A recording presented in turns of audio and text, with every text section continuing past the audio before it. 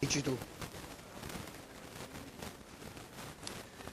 Paul, you are the representative of the SETI League, and since in this Congress the theme is we and SETI, what is the attitude of the general public towards the SETI matters as far as the United States are concerned?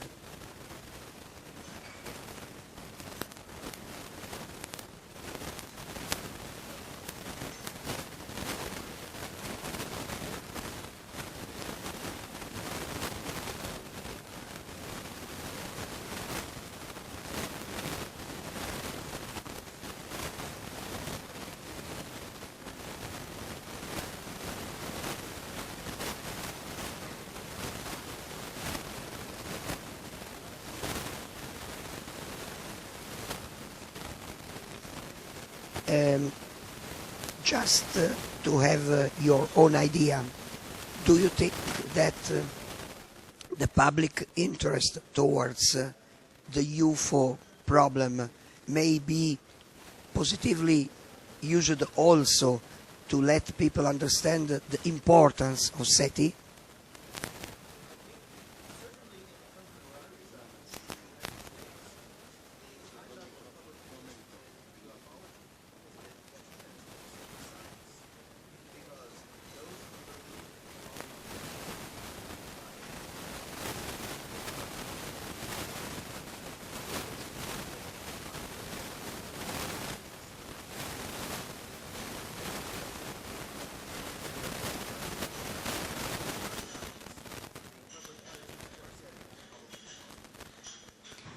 In fact, in Italy, this is the normal attitude.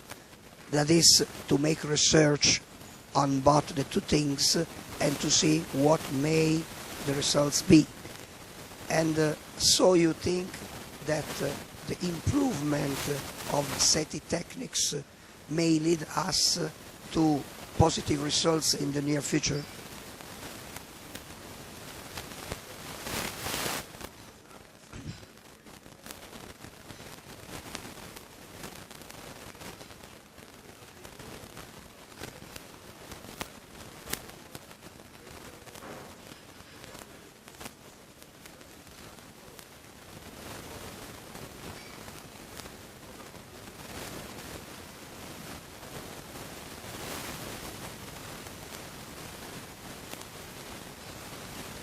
A final question.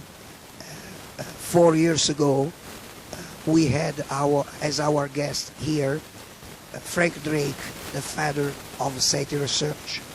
He was very surprised to see that we treated more or less at the same time SETI research and serious UFO research, and told us that he investigated even UFO cases in the United States. Did you know this?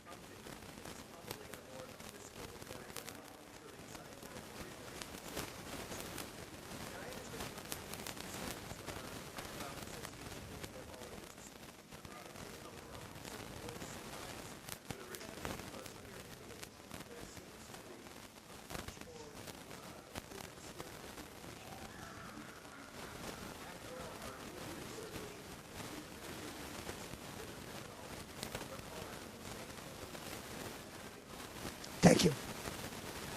Okay. Just, camera people want two things. Vado.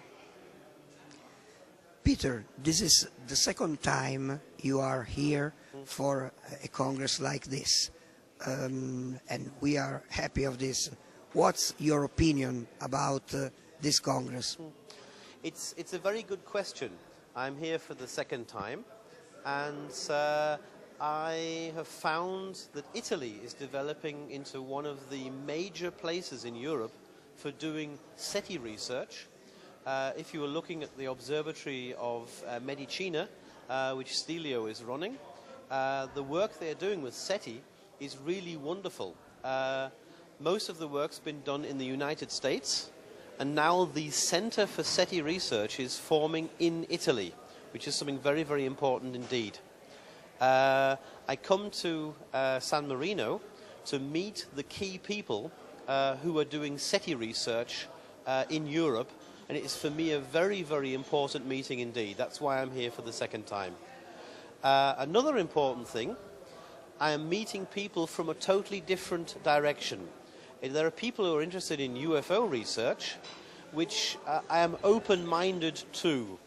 The thing that is disturbing me a little bit about UFO research is it is in its basics at the moment. It is based on observational reports from people who are not trained, and it is also video information. And this is a very good basis to go on further to start doing real scientific research. With very simple equipment, it's possible to do observations parallel to video observations, which may be able to give us some very good scientific data. So with a bit of luck, SETI people working together with UFO people, it's going to be possible to help both directions with experience that both groups have got. So that's one of the main things for coming here. It's a very, very good meeting indeed.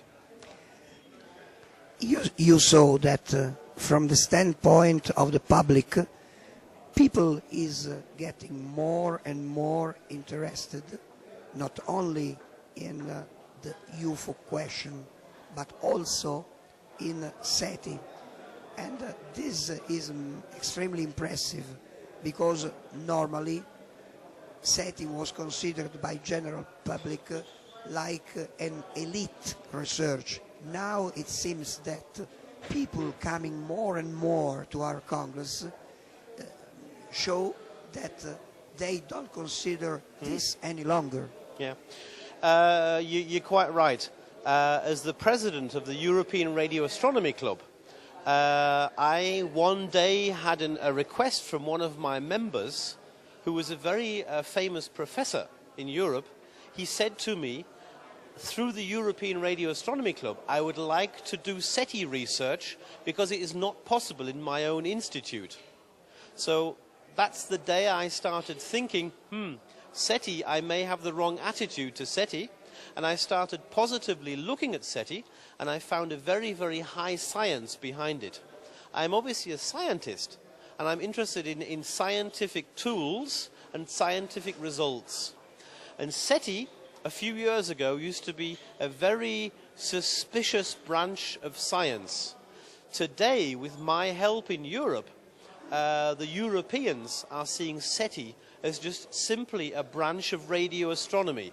So SETI is being accepted in Europe as just any other branch of radio astronomy. We've got it easy, because when we look into space, we exist, we have high technology. You were looking at me today over a television screen. We have developed on this planet such technologies. It is the most logical thing in the world that on another planet, revolving around another sun, that they have equally systems that we have. The question is to see if both civilizations want to look and find each other. And that is the step we are taking at the moment. If you look at the UFO research has got a much harder problem. The problems that SETI researchers had about 10 years ago, the UFO people have got today, and they can't get out of it because people are not taking them seriously. So it is things like San Marino, where you can exchange information. There are obviously people there who have got some very crazy ideas, but it's to listen to the people who've got very serious ideas. That is very important. One day, hopefully soon, it's going to be possible to look at UFO research in a different direction. I will give you an example. We have a number of physical experiments that are done on this planet which are repeatable with very simple means. For instance, from Professor Nimitz from the University of Cologne. He has developed something which is called the microwave tunnel effect. Basically, you can transmit information over a distance in 0 time. No one can explain this at all. A theory is that the quantum physicists who have built up their little quantum world, which started in the 20s and 30s, they started making the particles which we know, which are inside an atomic shell structure, that very quickly they had their little quantum world. And it is my personal opinion that they did this a little bit too quickly. They've forgotten some very important particles, and these particles are responsible for the microwave tunnel effect. If you're looking at this very basic thing of physics, it is the next step to say, well, if we're just finding that today and we can't explain it, another civilization somewhere else may have discovered physics in a totally different way than we have. And if you're now coming with things like UFOs, I would like to define UFOs in 2 directions. People traveling large distances across our universe, one type of UFO, and time travelers from the future coming back to our period, which is the second possibility. And that would explain an awful lot of things which you hear about biological experiments on people which have been abducted. That would explain an awful lot. Because these people, if they are time travelers, they are coming from a time they want to do historical biological research. They want to look how their DNA was. If you are coming with things like that, it is very, very plausible indeed. As a scientist, I come with one comment, and this comment is to keep an open mind. And if you have an open mind, it may one day lead to a new direction. So that's the reason why I'm interested also in UFO technology, because there is too much in our world today that we just do not understand. And that is something which was really got to be understood. That is the question of tomorrow. I will give you a wonderful example. We go back a few hundred years, and we are sitting here with very fine clothes on. I have my bowler hat on. You have your bowler hat on as well. And we are talking about what a wonderful world we are going to have, that the steam engine has been developed. The world of today, these people then could not understand what we have today. So to make fantastic thoughts, that is the tool to make the world of tomorrow. And everything is okay, even in a direction of UFOs. Because that is the question that people then have to answer. Thank you so much. Yeah.